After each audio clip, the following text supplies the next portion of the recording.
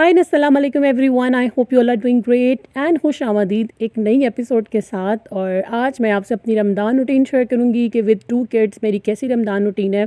और एक नया दिन अल्लाह पाक ने हमें दे दिया और माशाल्लाह माशाल्लाह इतने अच्छे और ठंडे रोज़े जा रहे हैं ना मुल्तान में कि यकीन नहीं आता। और सबसे पहले पार्सल की अनबॉक्सिंग कर लेते हैं जो कि मुझे अभी रिसीव हुआ है। और मुझे इस पार्सल का बहुत शिद्दत से इंतज़ार था और मैंने मंगवाई है एक मेडिसन मल्टीविटामिन। और Nutrifactor is a very well known and famous company, हर कोई जानता है। मैंने इनका मंगवाया है biotin plus. Biotin plus actually claim करता है कि ये आपकी स्किन को, आपके बालों को और आपके नेल्स को हेल्दी, शाइनी एंड स्ट्रॉन्ग बनाता है। तो लेट्स स्टार्ट कि ये कैसा होता है और ये मुझे कितना जो है ना वो इफ़ेक्ट देता है, फिर मैं आपको बताऊँगी कि आप इसको बाय करें या नहीं। और अगर आप में से भी कोई इसको यूज़ कर रहा है तो ये कितनी इफ़ेक्टिव है और इसका कोई फ़ायदा है भी या नहीं, तो मुझे ज़रूर कमेंट सेक्शन में बताएं प्लीज़। और मैंने एक्चुअली अपने बालों को जो है ना देखते हुए मंगवाया, क्योंकि मेरे बाल जो है ना बहुत वीक हो रहे हैं आजकल, लाइक बहुत जल्दी स्प्लिट एंड्स हो जाते हैं और ग्रोथ बिल्कुल भी नहीं है। तो मैं इस पर रिसर्च कर रही थी, तो बायोटिन इज़ वेरी इफ़ेक्टिव आपके बालों के लिए। सो इसमें जो है ना 500 mcg बायोटिन है।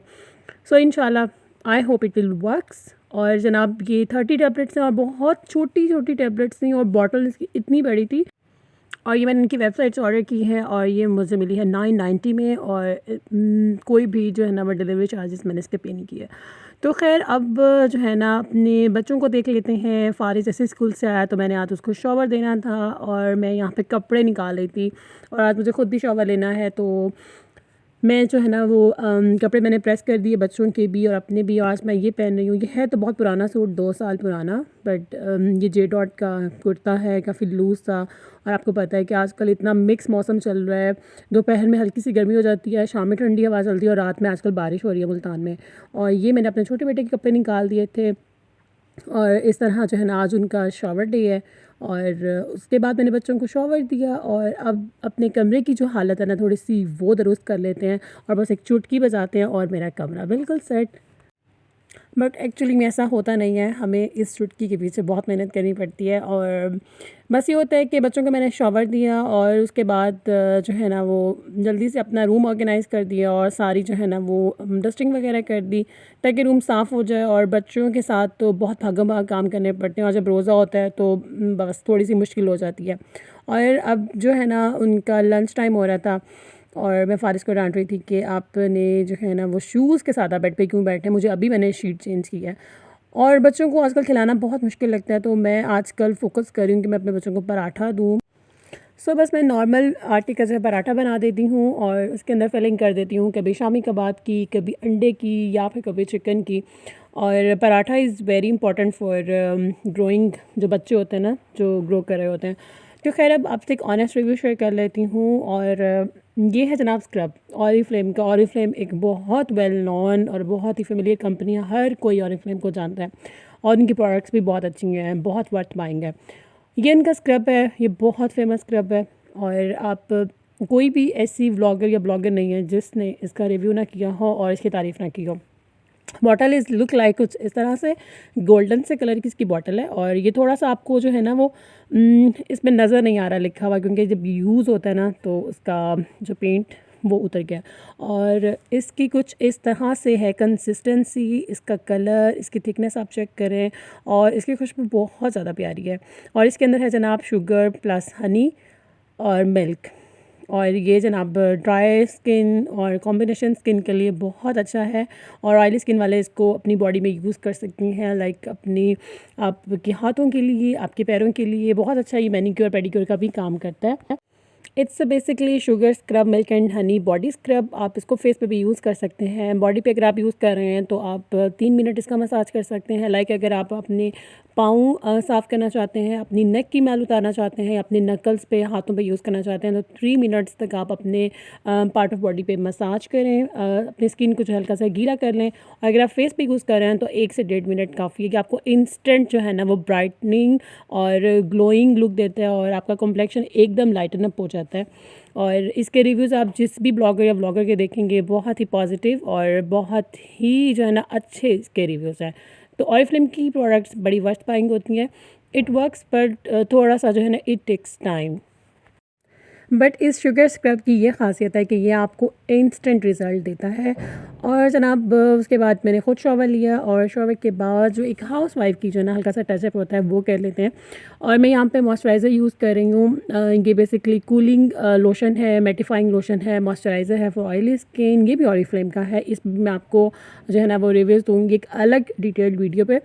तो आज से पहले लाइक बिफ़ोर 2 वीक्स मैं मॉइस्चराइज़र यूज़ नहीं करती थी। मैं समझती थी कि I should not use moisturiser because I have too much oily skin और मुझे सूट नहीं करेगा या मुझे यूज़ नहीं करना चाहिए। But moisturiser is very good for your skin, चाहे वो ऑयली हो, ड्राई हो, कॉम्बिनेशन हो, नॉर्मल हो, डज़न्ट मैटर। अच्छा, मॉइस्चराइज़र अप्लाई कर लेते हैं। बहुत थोड़ा-सा मॉइस्चराइज़र अप्लाई किया, उसके बाद मैं अपनी जो है ना वो लिप्स को मॉइस्चराइज़ करूँगी। ऑफ़ कोर्स लिप बाम आप जो भी यूज़ करते हैं, मैंने यहाँ पे अपनी होममेड बनाई हुई यूज़ की। मैंने आपसे शेयर भी की थी कि विटामिन ई के साथ अपनी लिप बाम आप कैसे बना सकते हैं। और इसके बाद of course I will spray my perfume.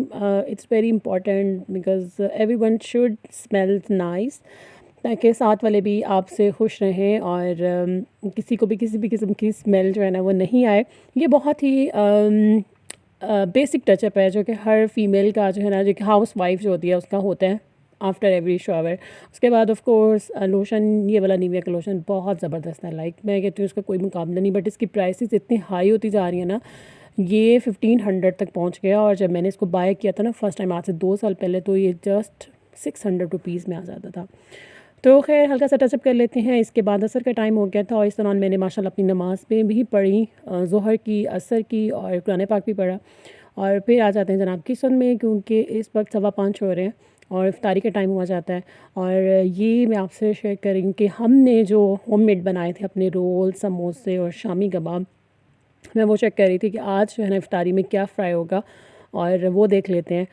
तो तकरीबन 5 रोज़े गुजर गए हैं, तो माशाल्लाह कुछ चीज़ें इसमें से यूज़ हो गई हैं। और अभी हम सोच रहे थे कि आज क्या फ़्राई किया जाए, और डेली समझ में नहीं आ रही होती है, और कोई फ्राइंग आइटम ना हो तो आपके इफ्तार टेबल भी कंप्लीट नहीं लगता। और जबकि ये फ्राइड आइटम्स खाने के बाद तबीयत भी बहुत बोझल हो जाती है, और फिर हम रोज़ सोचते हैं कि कल से कोई भी जो है ना वो ऑयली चीज़ नहीं खाएंगे ताकि आपकी तबीयत फ़्रेश रहे।